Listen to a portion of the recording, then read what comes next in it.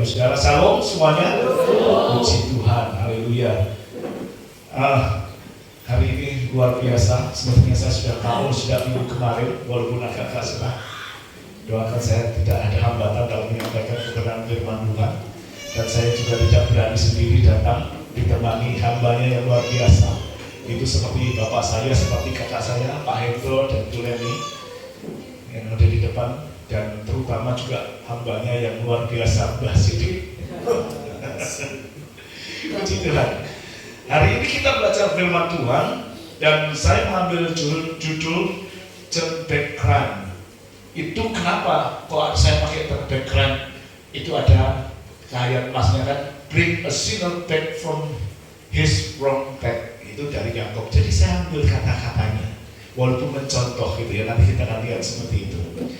Bapak Ibu Saudara, kalau kita lihat di sini, tema kita pada bulan ini adalah back the sinner, atau mengembalikan orang berdosa, ya, kembali kepada cara yang benar. Saya harus memakai kacamata nih ya. Save the sinner. Puji Tuhan. Nah, khotbah ini seperti dua sesi. Yang pertama adalah pintu kesempatan, ini adalah berkaitan dengan hal-hal yang berkaitan jasmani, dan kemudian yang lain adalah ajaran. Tapi saya akan menjelaskan supaya kita semuanya bisa memahami satu persatu mengenai hal ini. Saya baca dulu ayatnya karena saya bisa ada kelihatan di sini aja. Ketahuilah bahwa barang siapa membuat orang berdosa berbalik dari jalannya yang sesat, ia akan menyelamatkan jiwa orang itu dari maut dan menutup banyak dosa. Di dalam ESV firman itu, my brothers, if one of you wanders away from the truth and somebody brings him back, you may be sure that whoever brings a sinner back from his wrong path will save his soul from death and cover a multitude of sins. Bapak Ibu Saudara, kenapa kok saya membuat judul ini? Kenapa? Karena ini adalah back dari seorang yang berdosa kembali pada jalan yang benar. Di sini ada dua kata yang menjadi bagian yang luar biasa, yaitu bahwa orang membuat berdosa berbalik dari jalannya. Itu yang pertama. Kemudian yang kedua, dia akan menutupi banyak dosa. Bapak Ibu Saudara, kalau kita melihat di sini, kok sepertinya turn back crime ya, TBC, seperti kampanye kepolisian gitu ya. Memang benar. Next, ini adalah turn back crime, itu adalah satu slogan dari Interpol yang diproklamirkan di Monaco tahun 2014 yang lalu. Intinya adalah mengajak semua orang untuk berbalik, mengajak memerangi kejahatan, mengajak memerangi kejahatan dengan membatasi ruang gerak organisasi kejahatan, mulai dari perdagangan narkoba, perdagangan anak, sampai pada terorisme. Dan di Indonesia sendiri terkenal pada waktu bom Tamrin di tahun 2016, itu banyak orang polisi-polisi reserse kriminal yang memakai baju docker dengan tulisan turn back crime dengan celana krem. Itu mungkin masih ingat. Dan saya menggunakan logo ini karena memang bebas ya, bukan milik kepolisian negara, tapi itu Interpol dunia. Jadi tidak masalah saya memakai judul ini juga gitu ya. Dan tujuannya adalah memerangi kejahatan, mulai dari perdagangan narkoba, perdagangan manusia, hingga terorisme, dan mengajak semua lapisan masyarakat untuk turut serta. Mengajak masyarakat untuk ikut serta memerangi dengan mempersempit gerak-gerak mereka. Nah, dari sini kita apa hubungannya dengan firman Tuhan pada pagi hari ini, Bapak Ibu Saudara? Tadi dikatakan ada yang menyimpang dari jalan kebenaran dan menutupi banyak dosa. Menyimpang dari jalan-jalan kebenaran itu menyimpang ada dua hal. Yang pertama adalah menyimpang dari jalan-jalannya, menyimpang jalan kebenaran. Apa yang dilakukan salah, apa yang dikerjakan salah, itu tidak sesuai dengan kebenaran. Dan yang kedua adalah orang yang menyimpang dari ajaran kebenaran. Makanya kenapa khotbah ini saya buat dua sesi. Yang pertama kita akan bahas yang A dulu di tempat ini. Yang kedua kita akan bahas minggu depan, kalau berkenan untuk streaming boleh. Jadi orang yang menyimpang dari ajaran kebenaran, apa bedanya? Pasti beda. Karena ya pasti beda. Saya terangkan dulu yang menyimpang dari jalan-jalan kebenaran. Kenapa orang bisa menyimpang dari jalan kebenaran? Kebanyakan orang tidak tahu kalau itu salah. Kebanyakan orang tidak mengerti bahwa apa yang dilakukan itu tidak benar, sehingga dia menyimpang dari ajaran kebenaran, sehingga dia melakukan perbuatan dosa karena dia tidak mengetahui itu salah. Ya contoh misalnya ada sesuatu kegiatan, kalau kita mau ngomong adat, boleh adat yang kadang-kadang menyimpang dari ajaran kebenaran. Tidak semuanya benar, tidak semuanya salah, tetapi ada yang menyimpang dan kita melakukannya. Ada juga hal-hal yang tidak kita sadari, kita sudah melakukan perbuatan-perbuatan dosa, tindakan-tindakan yang berakibat pada dosa. Dan kedua hal ini, baik dari ajaran yang menyimpang dari jalan maupun ajaran yang tidak menyesat, yang sesat. Karena banyak sekarang bidat-bidat itu mengerti ajaran, mengerti kebenaran, tetapi ada dua-duanya itu sengaja atau yang tidak sengaja. Baik yang A maupun B itu bisa dilakukan dengan sengaja. Sengaja artinya dengan sadar dia melakukannya. Dia tahu itu dosa tetapi dilakukan. Dia itu salah tetapi dilakukan, itu sadar, sengaja. Ada yang tidak sengaja seperti yang saya contohkan tadi. Di dalam ajaran kebenaran pun demikian. Oleh karena itu apa yang sadar yang dilakukan? Sebagai contoh di dalam Yakobus 4:17 jelas tahu orang berbuat baik tetapi ia tidak melakukannya, ia berdosa. Ini adalah satu contoh dengan sadar dia melakukannya. Memang benar untuk memikirkan perbuatan baik itu mudah. Memang benar untuk memperkatakan perbuatan baik itu mudah. Ada orang miskin ditolong, dikasih uang, misalnya ada sesuatu mau membutuhkan, dikasih pakaian. Membicarakan gampang, mengatakannya gampang, tetapi melakukannya belum tentu bisa. Kalau orang tahu dia berbuat baik tetapi tidak melakukannya, maka dia sudah berdosa. Artinya dia sudah dengan sadar melakukan dosa itu. Gampang untuk melakukannya. Kemudian apa artinya, Les? Menutupi banyak dosa. Bapak Ibu Saudara, kalau ketika kita berbalik, tadi katakan dalam Yakobus itu, pada saat dia ditahu oleh Roh Kudus, pada saat dia menerima pewahyuan dari Allah, bahwa dia tahu jalannya sudah salah, kemudian ditegur oleh Tuhan, dia kemudian berbalik dari jalan-jalannya yang salah, maka itu akan menutupi segala dosa. Kenapa? Bukan hanya kesalahan yang dia lakukan yang diampuni, bukan hanya satu kesalahan yang dia kerjakan yang diampuni, tetapi seluruh kesalahannya diampuni, seluruh dosa-dosanya diampuni ketika dia bertobat, ketika dia berbalik kepada Tuhan dan meninggalkan dosa, dia diselamatkan dan hutang dosanya dihapuskan. Bukan hanya perbuatan yang dilakukan itu saja, tetapi masa lalunya juga dipulihkan. Oleh karena itu, kenapa pada saat seseorang berbalik dari jalannya yang jahat, menutupi banyak dosa, karena semua dosanya saat dia menerima Kristus sudah dihapuskan. Itulah kenapa dikatakan begitu. Ya, dan gereja itu bukanlah kumpulan orang-orang yang salah yang tidak bisa jatuh dalam dosa lagi. Gereja adalah tempat di mana orang-orang berdosa boleh bertobat, mengalami pemulihan dan penerimaan kasih dalam Tuhan. Bukan kumpulan orang kudus yang di sini yang tidak bisa berbuat dosa. Saya pun masih berdosa. Tetapi kita bukan kumpulan yang eksklusif yang kudus. Walaupun dosa kita sudah diampuni, tapi kita bisa jatuh tetapi tidak boleh terlubang di dalam dosa. Oleh karena itu gereja tidak boleh pilih-pilih dalam memilih jemaat. Gereja tidak boleh memilih jemaat yang latar belakangnya baik-baik saja. Gereja tidak boleh memilih jemaat yang mempunyai background yang baik-baik saja, atau bahkan dalam tanda kutip yang mempunyai nilai ekonomi yang tinggi saja. Gereja harus terbuka bagi semua orang yang mau datang kepada Tuhan dan menerima kasih Tuhan.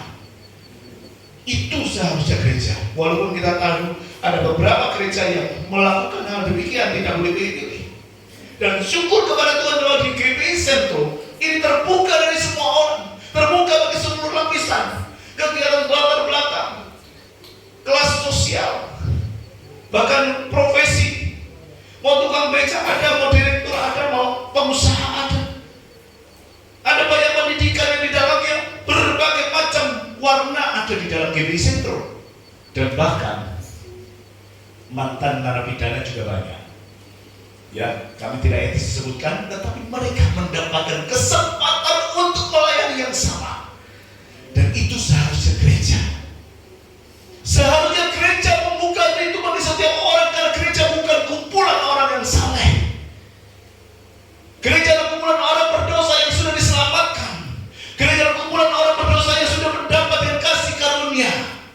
Sehingga gereja harus senantiasa terbuka bagi setiap orang.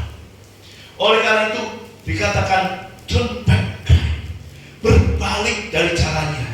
Berbalik. Kalau kita ngomong berbalik, Bapak Ibu Saudara, kita ingat pelajaran PBB yang di sekolah pasti tahu, yang di angkatan darat, angkatan laut, TNI pasti tahu, yang di kepolisian pasti tahu.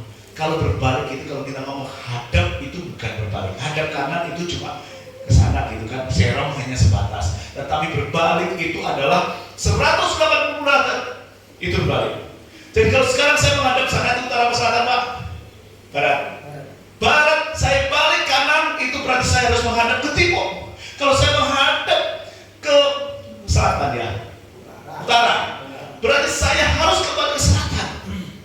Itu namanya berbalik. Di dalam pelajaran PBB tidak ada berbalik itu diam di tempat.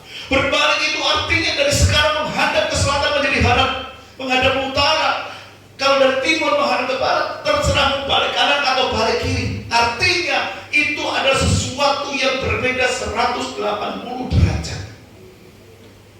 Kalau kita mau tersesat di jalan yang dalam kehidupan kita, mungkin sikap kita, perlakuan kita, perkataan kita di dalam kehidupan kita itu sudah tidak lagi dikerjakan. Dan bagaimana halnya dengan kekristenan dan backgroundnya? Kekristenan juga mengajarkan untuk memerangi dosa, namun mencintai orang berdosa, sehingga oleh karena itu bisa berbalik dari jalannya, dari yang salah menjadi benar. Dan kita tahu salah satu contoh adalah Paulus. Kita tahu Paulus bagaimana dulunya. Dia dua hal: memiliki jalan-jalan yang salah, menyimpang dari kebenaran, dan memiliki ajaran yang menyimpang dari kebenaran. Yang menyimpang itu dari ajaran kebenaran besok minggu depan judulnya adalah tersesat di jalan yang benar. Kakaknya masih begitu kasih judul saya, betul, pasti kasih judul saya, tersesat di jalan yang benar. Hari ini pintu kesempatan terbuka. Paulus tahu bahwa dia dulu orang yang berdosa, walaupun dia ahli Taurat, orang Yahudi, ajaran yang menyimpang dengan melakukan perbuatan penganiayaan terhadap orang-orang Kristen. Pada saat dia tahu sudah kebenarannya, pada saat dia sudah tahu bahwa dia sudah menyimpang, dia balik kanan untuk memerangi orang-orang yang berdosa supaya juga ikut berbalik. Dia juga mengkampanyekan seperti tentang klan. Dia berkampanye juga kepada orang-orang di sekitarnya. Dia mengajarkan kepada orang murid-muridnya, terutama kepada Timotius, supaya orang-orang itu yang menentang ajaran yang sehat, dengan satu tujuan bahwa ada kesempatan bagi mereka untuk bertobat. Paulus memerangi, berkampanye supaya semakin banyak orang yang berdosa balik kanan, dari kejahatannya untuk kembali kepada jalan yang benar. Itu yang Paulus mau dalam kehidupan kita. Itu yang Paulus mau, sehingga dia mengajarkan itu kepada setiap orang, mengajarkan kepada murid-muridnya, dan pada pagi hari ini mengajarkan kepada kita untuk ikut berkampanye. Kampanye mengenai orang-orang di sekitar kita, mereka yang terhilang, mereka yang belum mengenal Kristus, mereka yang mengenal jalan-jalan yang salah, menunjukkan jalan yang benar dengan sikap perbuatan tingkah laku kita, menunjukkan jalan yang benar dengan karakter kehidupan kita. Tuhan mau seperti ini, ikut serta kampanye terbaik. Tetapi permasalahannya Bapak Ibu Saudara, apakah mudah untuk bertobat? Bertobat mudah atau sulit? Yes. Ya, kita tahu sulitnya bertobat. Orang yang mau bertobat sulit, dia minta ampun. Kenapa? Orang untuk mengakui kesalahannya itu susah, mengakui kelemahannya itu susah, mengakui segala kekurangannya itu susah. Yang jelas adalah orang lebih suka mencari pembenaran. Orang lebih suka mencari kambing hitam supaya dia tidak disalahkan, supaya dia selamat. Dia bisa tunjuk orang lain yang salah, mencari pembenaran sendiri. Sehingga dia katakan bertobat itu susah. Walaupun di dalam dasar hatinya dia tahu bahwa ia salah. Walaupun dia dalam dasar hatinya tahu dia tidak benar, menyalahkan orang lain, mengkambing hitamkan orang lain, tetapi tetap dia melakukannya supaya dia tidak dipermalukan, supaya dia tidak kena hukuman. Ada banyak motivasi. Lah kenapa kita harus bertobat, Bapak Ibu Saudara?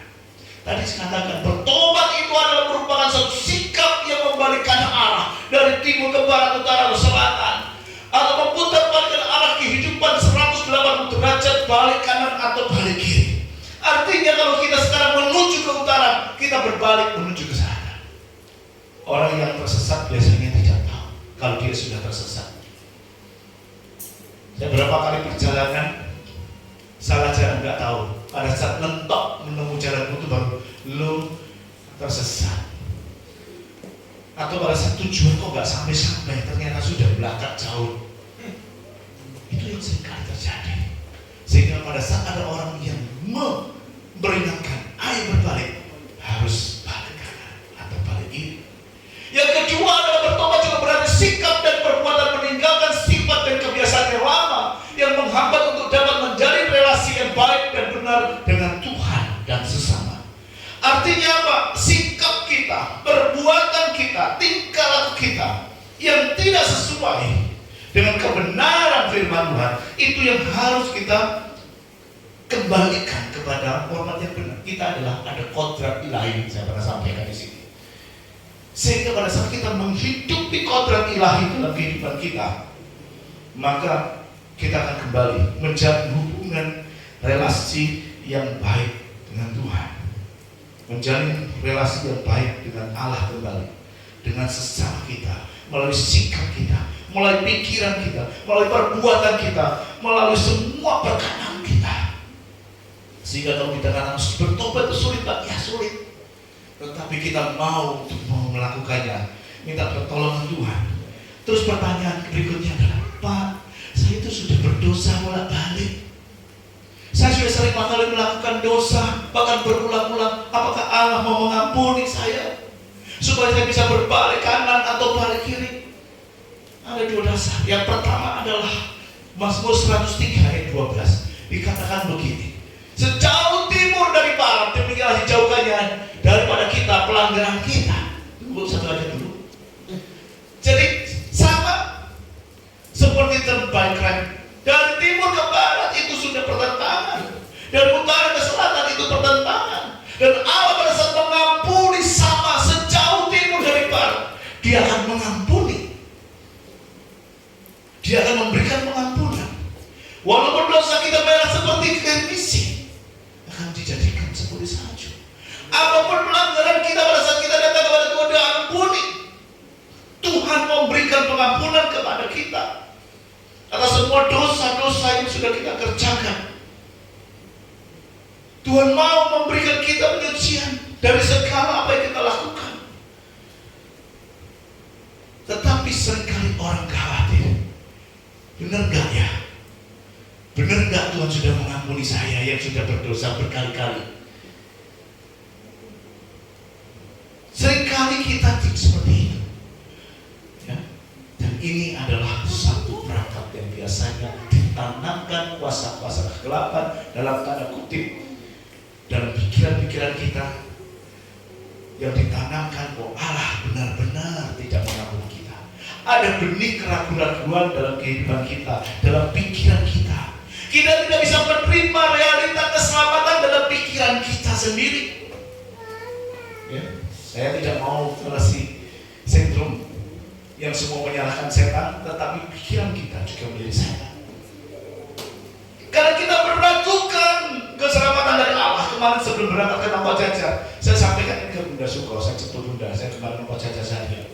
Dikatakan, kalau kamu tidak meyakini keselamatan dari Allah, bahwa dosamu sudah disembuhkan, sudah dihapuskan, berarti kamu meragukan penebusan Kristus.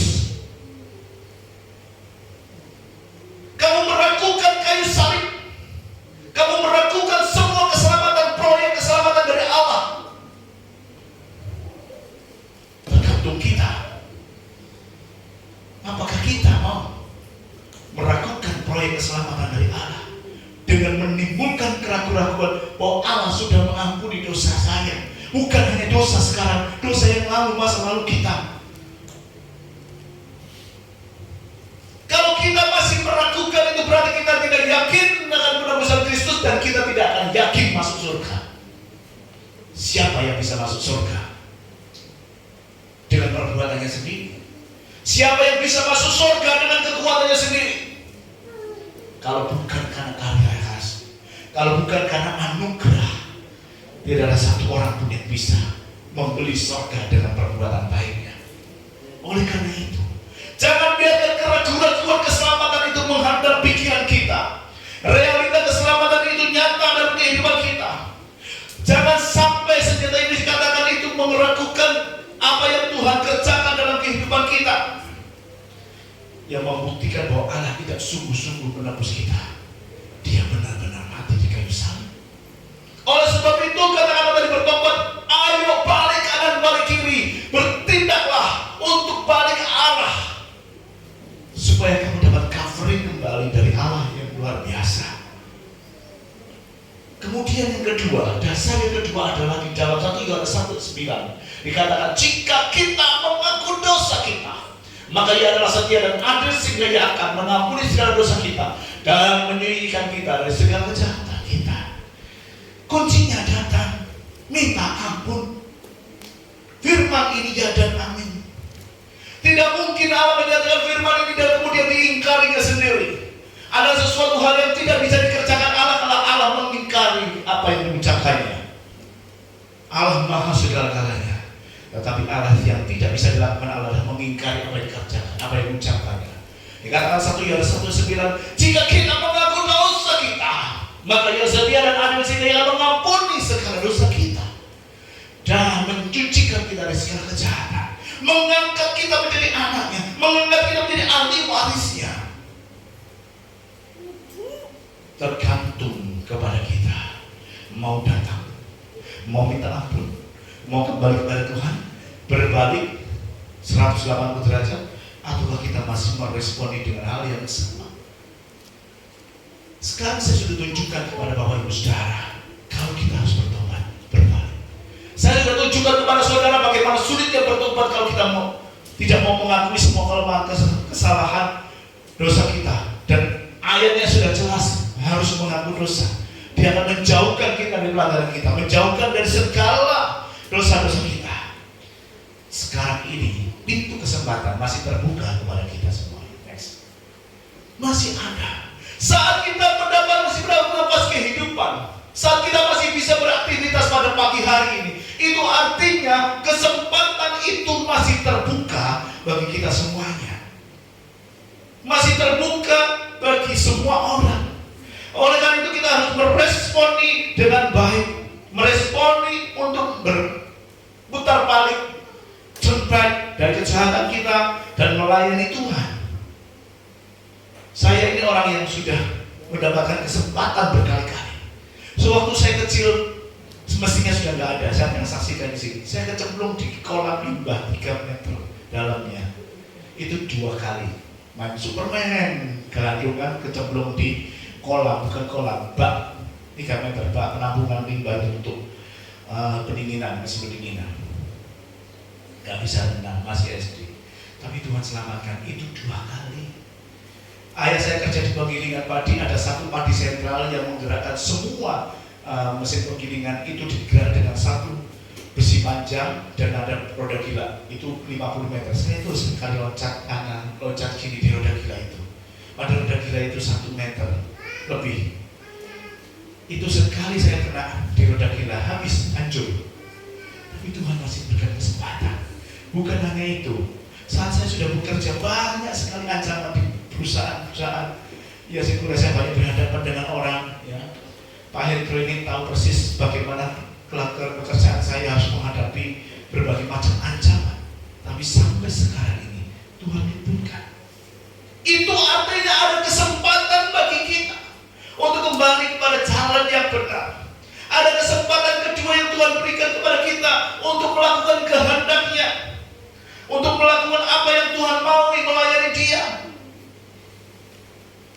Sehingga saya sekarang ini juga mau menyerahkan kehidupan pada Tuhan, melepaskan semua. Pada saat posisi saya sedang tinggi, saya merasakan.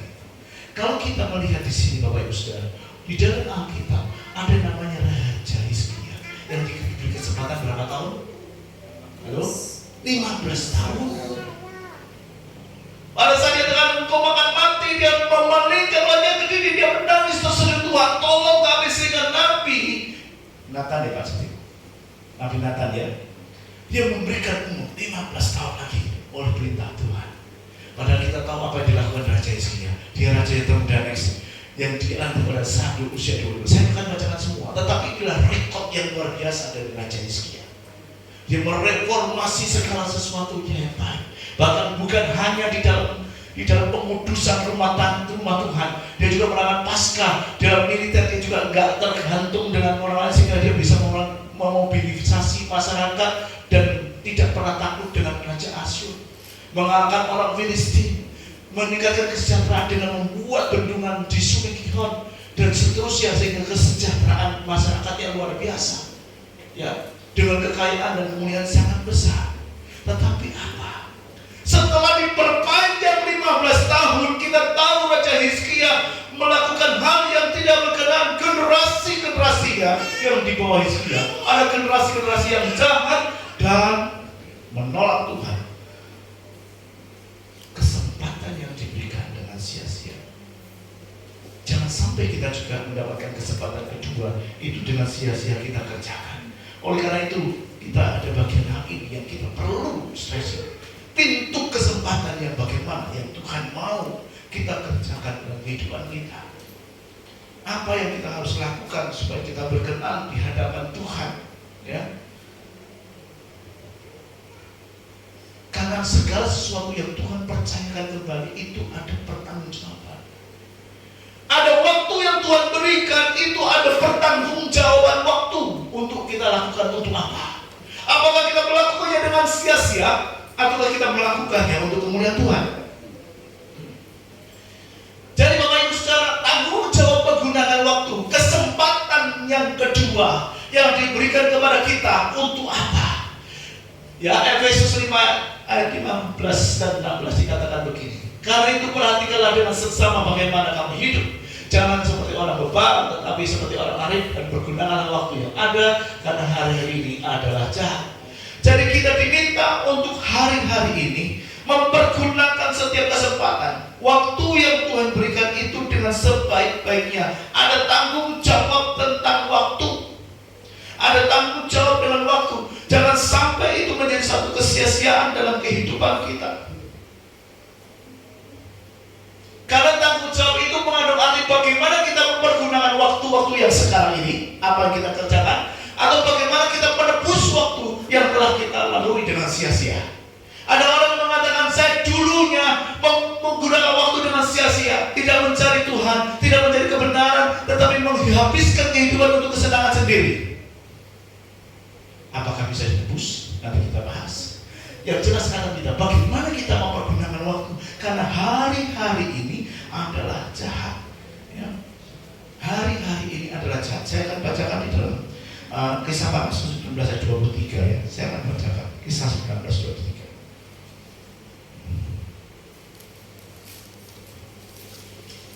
Kisah 19 ayat 23 dikatakan begini.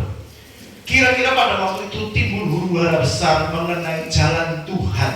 Bapak Ibu Saudara, ini kenapa kita menghabiskan waktu? Kembali ke slide. Mempergunakan waktu yang sekarang ini. Mempergunakan waktu yang ada. Ya. Kisah Rasul 19:23. Karena ada huru-hara besar di jalan Tuhan. Mungkin kita mengatakan, saya tidak ada huru-hara di sini, Pak. Aman-aman saja. Puji Tuhan. Kalau Tuhan masih kasih kita lingkungan sosial yang aman, itu suatu anugerah. Tapi kita tahu hari-hari ini seperti ayat yang kita baca adalah hari-hari yang jahat. Hari-hari yang dimana orang-orang Kristen mulai sudah tercekam. Dan kita tahu di Kisah Rasul 19 ayat 23 ini, kalau judul perikopnya adalah Demetrius menimbulkan huru-hara di Efesus. Kalau melihat judul perikopnya, apa sih Pak? Demetrius adalah seorang pengusaha. pengusaha perak. Dikatakan ya pengusaha perak di ayat yang ke-24. Dia seorang pengusaha perak. Dia membuat kuil-kuilan dari Dewi Artemis, membuat miniatur kuil Dewi Artemis untuk dijual. Tetapi karena dia seorang seniman dan pengusaha, dia mau semua jualannya laku. Dia wujud untuk memerangi kalau dia Dewi Artemisnya nggak laku dijual, ya nggak baik. Bukankah di akhir-akhir bahkan di Indonesia sendiri terjadi seperti ini? Supaya jualannya laku, supaya perusahaannya maju, supaya perusahaannya bisa berkembang, supaya perusahaannya bisa tetap eksis, dia boleh memfitnah kanan kiri, membujuk pemerintah yang ada, bahkan melakukan tindak kejahatan. Sudah terjadi di zaman Kisah Rasul. Seorang pengusaha yang namanya Demetrius. Keren, sejarah bisa berulang, apalagi di Indonesia. Ini yang harus kita waspadai. Mungkin baru mengatakan sekarang kondisinya aman. Iya sekarang, kita tidak tahu. Tapi syukur kepada Allah kalau Tuhan senantiasa meluputkan kita. Tetapi itu Alkitab juga menulis bahwa segala sesuatu itu bisa terjadi.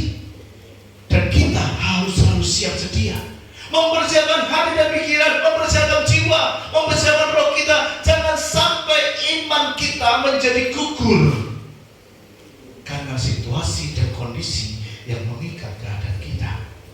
Oleh karena itu pergunakan waktu yang ada.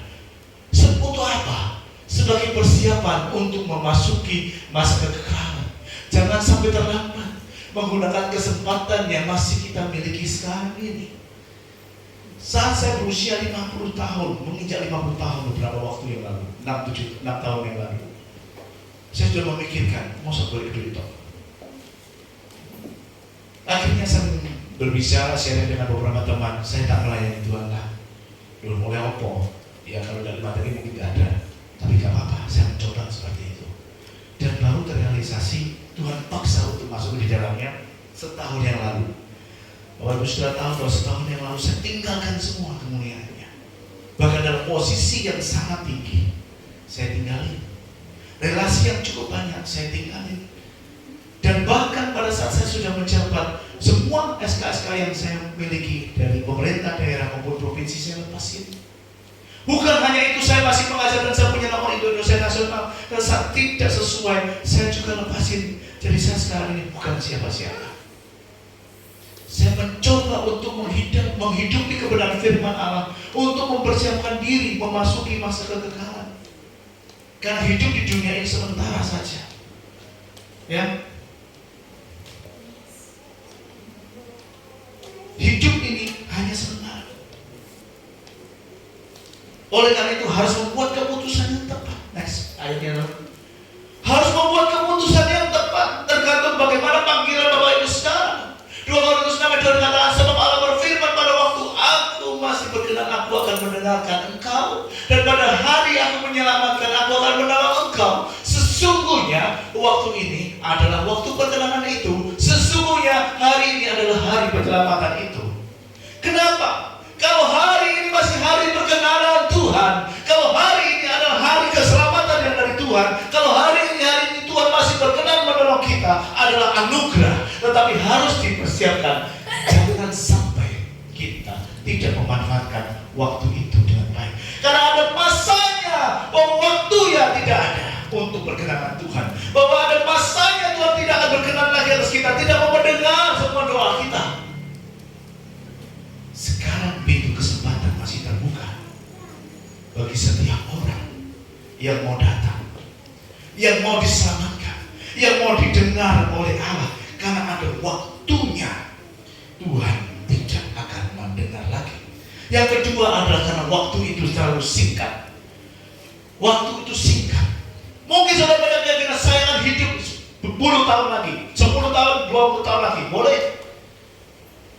Atau mungkin sesuai lagu 1000 tahun lagi. Tetapi berapa waktu yang kita butuhkan dibandingkan dengan kekekalan itu terlalu singkat. Terlalu singkat. Orang mengatakan panjang umur yang 1 ulang tahun. Ya, masih diketawakan ulang tahun, saya tidak mau ditulis di dalam warta jemaat. Ya, panjang umurnya semakin pendek umurnya, ya semakin habis waktunya. Hidup ini terlalu singkat. Kalau hidup ini singkat, apa yang dibanggakan? Apa yang kita mau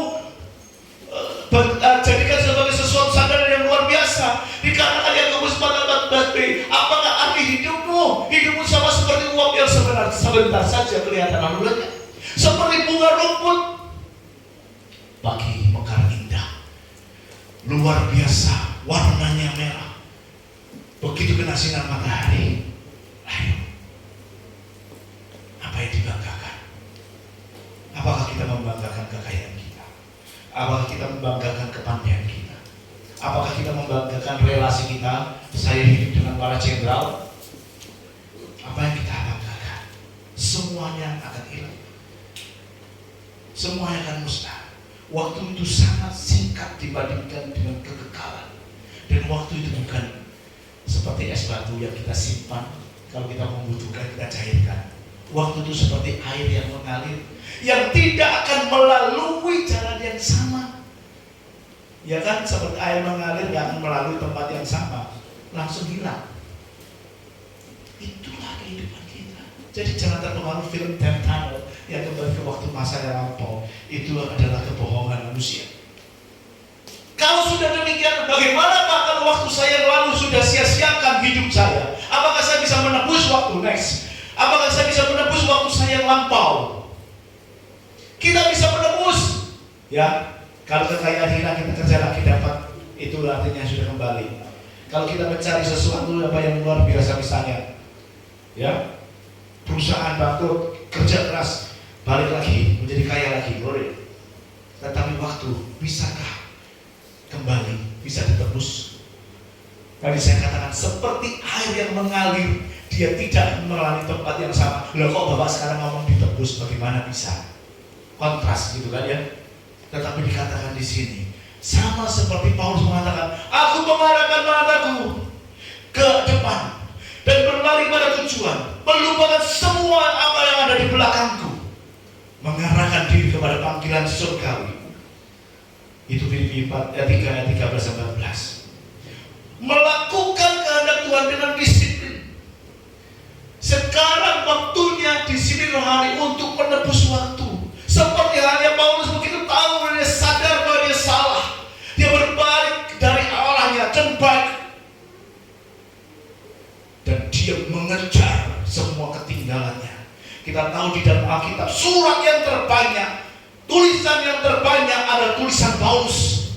Dia mengejar semua ketinggalannya dan dia berhasil. Dia mengatakan saya sudah sampai ke garis finish dan menyatakan sampai akhir. Dia menyatakan kebenaran imannya tetap ada sebagai pemenang. Ada kesempatan bagi kita untuk menebus waktu-waktu yang lampau yang sia-sia, untuk kita melakukan kehendak Tuhan dengan luar biasa, berlari kepada tujuan, yaitu panggilan surgawi. Allah mau kalau kita sudah pernah menyia-nyiakan waktu, kita menebus waktu. Contoh lain next adalah seperti Sakeus, seorang pemungut cukai. Waktu dia berjumpa dengan Yesus, ayatnya saya tidak baca ya. Pada saat berjumpa dengan Yesus, dia mengatakan semua orang yang pernah kuhutang yang bukan kubayar. Berapa kali? 4 kali lipat. Siapa yang punya 1.000 dikali 4.000? Dan semua setengah hartaku akan kusumbangkan kepada orang miskin. Dia mengejar ketinggalan karena dulu dia sebagai pemungut cukai, dia sekarang memberikan semua hartanya. Itu namanya menebus waktu. Menebus waktu yang sudah lalu. Memang waktunya tidak bisa kembali, tetapi apa yang kita kerjakan bisa kita percepat. Targetnya kita bisa percepat, melakukan yang luar biasa. Seperti Paulus, kalau dulu ajarannya bagaimana, dia mempercepat semua ajaran. 9 tulisan semuanya ada di Paulus. Sakeus mengumpulkan harta yang begitu banyak sebagai pemungut cukai. Pada saat dia terima Yesus, berjumpa dengan Yesus, katakan separuh hartaku untuk mereka. Dan apabila mereka berhutang akan kubayar 4 kali lipat. Itu namanya menebus waktu. Maria dari Betania, dia mengurapi Yesus dengan minyak dan waktu yang murni. Berapa harganya? Itu 1 tahun gaji dia korbankan yang sudah sia-sia, yang dia kerjakan dengan sia-sia. Dia mau mempercepat karena waktu itu terbatas. Dia mau mengumpulkan sesuatu untuk kekekalan. Selagi masih ada waktu, selagi masih ada kesempatan, dia mau pergunakan untuk kemuliaan Tuhan. Ya, ada ayatnya enggak? Sebenarnya ayat ini adalah untuk orang-orang Yahudi. Next, coba, ada ayatnya? Oh, ada, oke. Next. Mengapa kita perlu menebus waktu yang terbuang percuma? Ya, mengapa? Yang pertama adalah setiap orang bertanggung jawab atas penggunaan waktu. Roma 14 berkatakan demikianlah setiap orang di antara kita akan memberi pertanggungan jawab terhadap dirinya sendiri kepada Allah. Ibrani 5:12 berkatakan sebab sekalipun kamu ditinjau dari sudut waktu sudah seharusnya menjadi pengajar, kamu masih perlu lagi diajarkan asas-asas pokok dari pernyataan Allah dan kamu masih memerlukan susu bukan makanan keras. Jadi Bapak Ibu Saudara, dikatakan setiap orang itu tanpa kecuali mau tua muda. Setiap orang mau di dalam Tuhan atau tidak ada di dalam Tuhan. Setiap orang berarti semua yang dinyatakan sebagai orang itu dia mempunyai tanggung jawab kepada dirinya sendiri pada Allah. Dan dari sudut waktu yang terpakai, apakah sia-sia yang sudah dikerjakan atau berkenan di hadapan Allah, itu harus kita perhitungkan sebagai orang-orang Kristen. Dikatakan di dalam Ibrani, dari tinjau dari sudut waktu semestinya kau sudah menjadi pengajar, bukan makanan susu lagi. Kalau orang sudah dewasa adalah makanan keras yang dimakan, bukan susu. Ayat ini adalah untuk menegur orang-orang Kristen Yahudi pada waktu itu yang seharusnya mereka memiliki kerohanian yang lebih dewasa, karena dia mengikut Kristus sudah lebih dahulu dengan Taurat. Tetapi mereka dinyatakan masih kanak-kanak. Berapa tahun kita mengikut Tuhan? Ada yang mungkin 5 tahun, 10 tahun, ada mungkin sejak lahir sudah menjadi Kristen. Kalau ditinjau dari sudut waktu, mestinya kita menjadi pengajar. Tetapi kita masih diajarkan dengan asas-asas pokok. Ini yang perlu kita koreksi. Bukankah kita dengan sendiri sudah menyanyiakan waktu yang kita kerjakan? Bukankah kita sudah membuang waktu kita? Sudah saatnya kita untuk menembus waktu. Karena setiap orang bertanggung jawab untuk menggunakan waktu itu. Jalan terus ya waktunya. Terus saja, oke? Kemudian yang kedua adalah nilai waktu yang mahal ketika menghadapi ajal. Ya, sesuatu itu yang mahal ketika itu langka. Betul? Orang banyak duit, buang duit gampang. Di sini tersedia air, buang air gampang. Maksudnya bukan buang air, maksud saya pada saat semua tersedia itu sesuatu susah. Maksud saya begini, kalau semua ada kita mau memberikan apa saja tidak masalah. Tetapi pada saat semua menjadi langka, itu menjadi mahal. Sama. Sesuatu menjadi mahal pada saat kita mendekati ajal. Kita tahu yang namanya First Money Android atau yang disebut Voltaire, orang yang luar biasa sebagai seorang filsuf. Dia mengatakan kepada dokternya, saya akan memberikan Anda setengah dari harta saya jika Anda dapat memperpanjang hidup saya 6 bulan lagi. Perawat yang mendampingi dia pada waktu dia meninggal berkata, walau saya ditawarkan semua kekayaan yang ada di Eropa, saya tidak mau lagi melihat kematian seperti ini. Artinya apa? Pada saat mendekati ajal, itu hal yang paling mahal. Jadi kalau kita masih ada kesempatan, ayo pergunakan waktu dengan baik. Tebus waktumu kalau saat itu sia-sia kita kerjakan. Seperti yang saya katakan tadi, pada saat saya uang banyak, saya mau jajan apa saja enteng. Pada saat saya sudah lagi paceklik, katakanlah begitu ya, untuk membeli es, dom-dom aja mikir. Jadi selagi masih ada kesempatan, ayo kita mempergunakan waktu yang baik. Kita tahu bahwa Lazarus ketika dia sudah di pangkuan Abraham, orang kaya dia, tolong ada 5 saudaraku lagi yang masih di dunia, sudah tidak bisa lagi untuk kembali, tidak bisa lagi. Oleh karena itu, ayo Bapak Ibu Saudara, ketika kita masih mendapatkan kesempatan, ketika masih ada perkenanan itu, turn back, kembali kepada cara Tuhan. Amin. Kembali.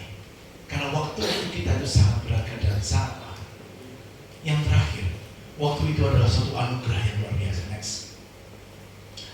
Kalau kita bisa hidup saat ini, kehidupan kita merupakan rangkaian kesempatan dan kesempatan yang diberikan kepada kita, yang dianugerahkan kepada kita, ya, yang tidak pernah Tuhan batasi.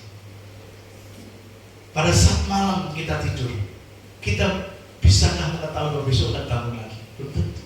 Tetapi pada saat kita sudah memiliki kehidupan lagi, menghirup udara pagi hari, itu adalah bagian rangkaian anugerah yang Tuhan berikan dalam kehidupan kita.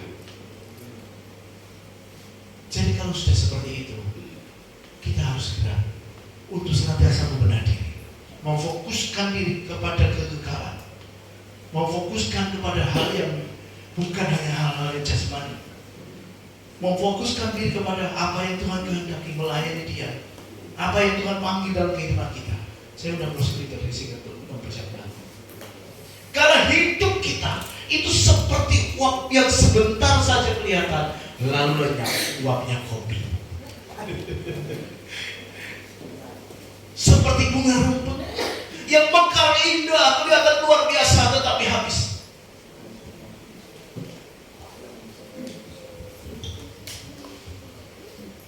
Itu hidup kita.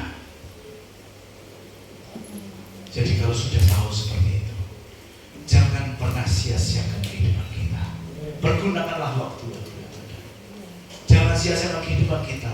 Tebus waktu kita yang sudah kita lakukan dengan sia-sia, dengan mempercepat untuk meraih kerajaan surga. Haleluya.